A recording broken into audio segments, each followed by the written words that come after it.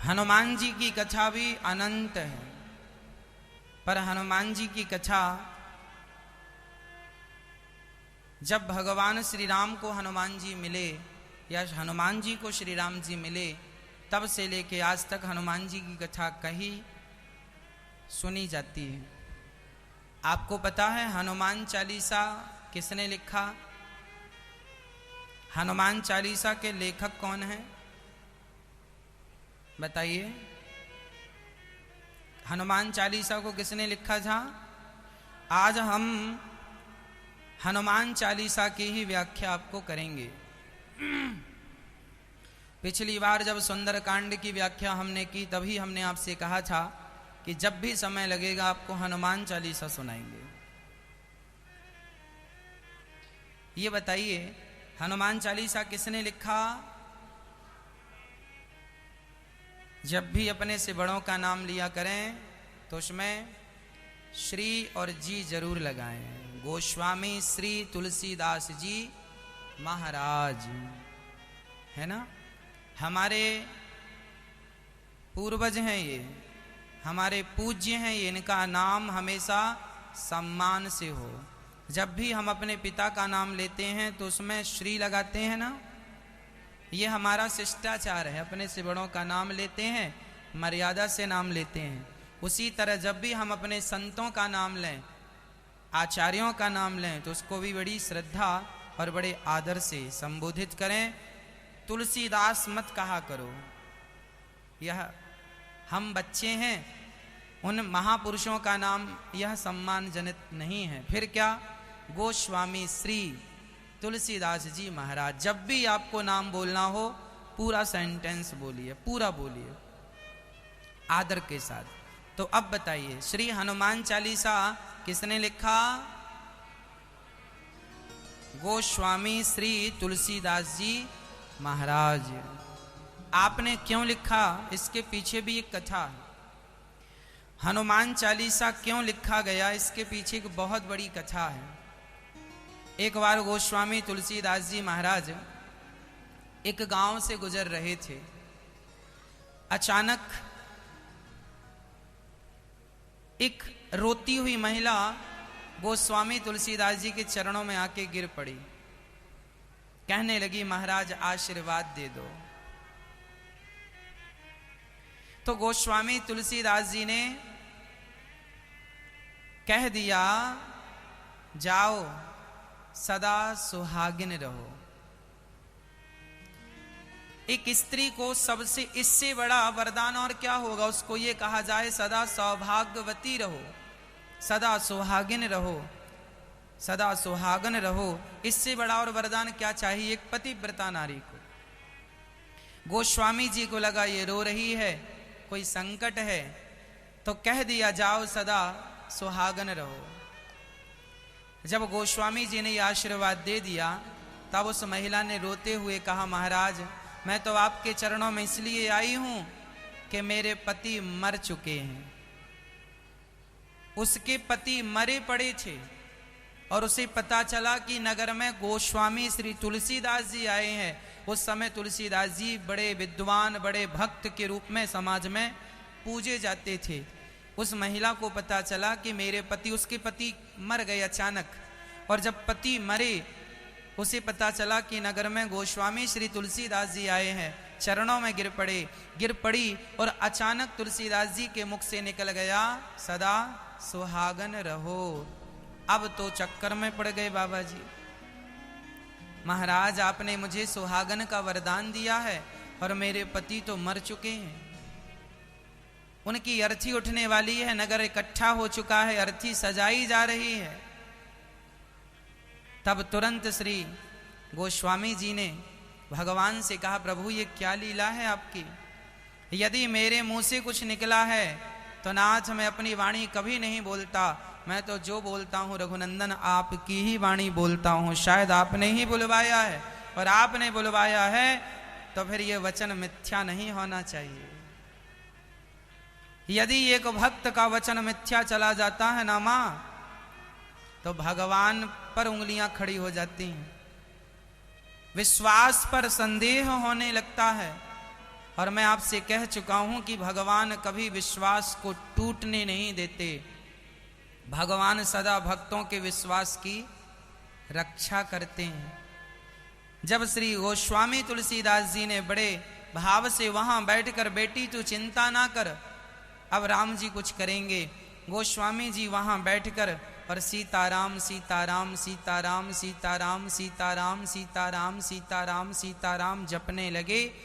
और ऐसी श्रद्धा, ऐसी भावना से जपे और भगवान उनके जपन से, भगवान उनकी भक्ति से ऐसे प्रसन्न हुए कि हमारे भक्त का वचन मिथ्या ना हो।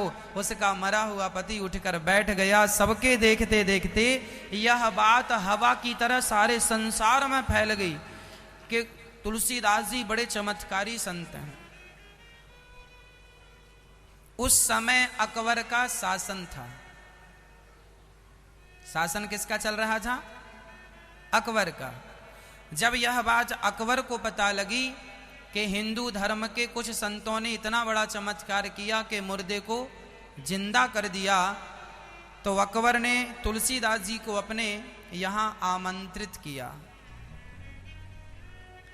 आओ और हमें भी कुछ चमत्कार दिखाओ।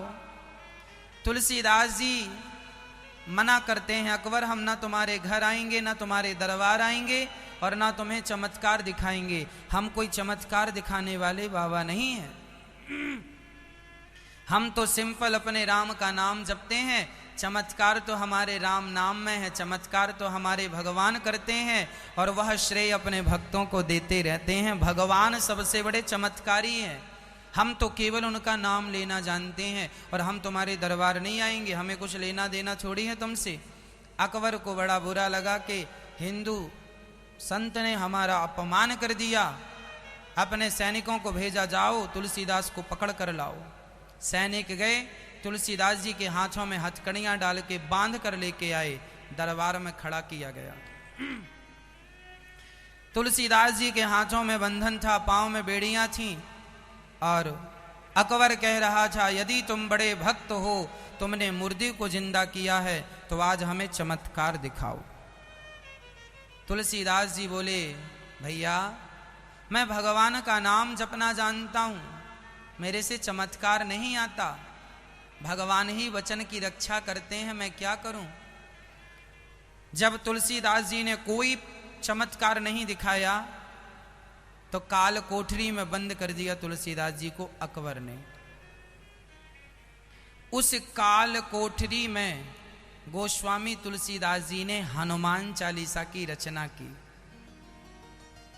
इसमें लिखा है, उस काल कोठरी में जाकर श्री गोस्वामी तुलसीदास जी ने हनुमान चालीसा की रचना की और इसमें लिखा है, जो यह पढ़े हनुमान चालीसा। आगे गोस्वामी तुलसीदास जी इसमें लिख रहे हैं कि छूटहि बंदी महासुख होई, छूटहि बंदी महासुख होई। जो शतवार पाठ कर कोई, जो शत मतलब 100, जो शतवार पाठ कर कोई कर जोई, छूटय बंदी। जो 100 बार हनुमान चालीसा का पाठ कर लेगा।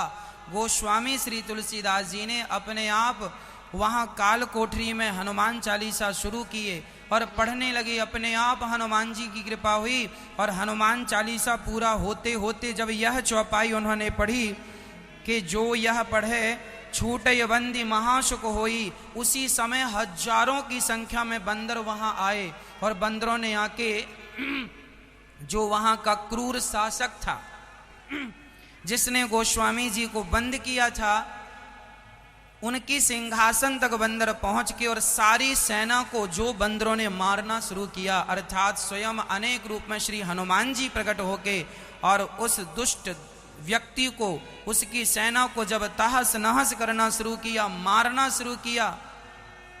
अकबर का शासन हिलने लगा।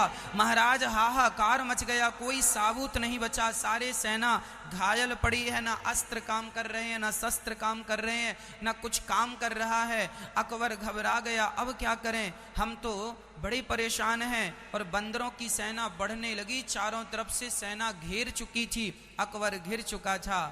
तब किसी ने कहा कि आपने जो हिंदू संत को बंदी बना रखा है, ये सब उसी के बंधन का ये प्रभाव है, उसे जल्दी आजाद करो।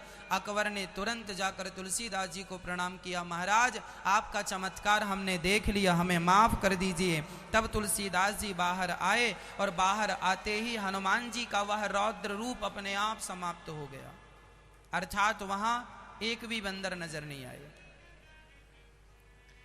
इसलिए श्री हनुमान जी महाराज को प्रत्यक्ष रूप में हनुमान स्वयं गोस्वामी तुलसीदास जी बंधन में बंध चुके थे, तब हनुमान चालीसा का पाठ किया और छूटय बंदी महासुख होई।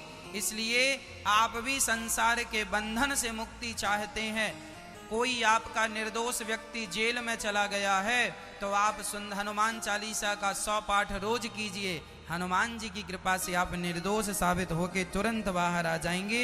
यह हनुमान जी की प्रत्यक्ष कृपा है। इसलिए हनुमान चालीसा का एक पाठ तो आप रोज करें।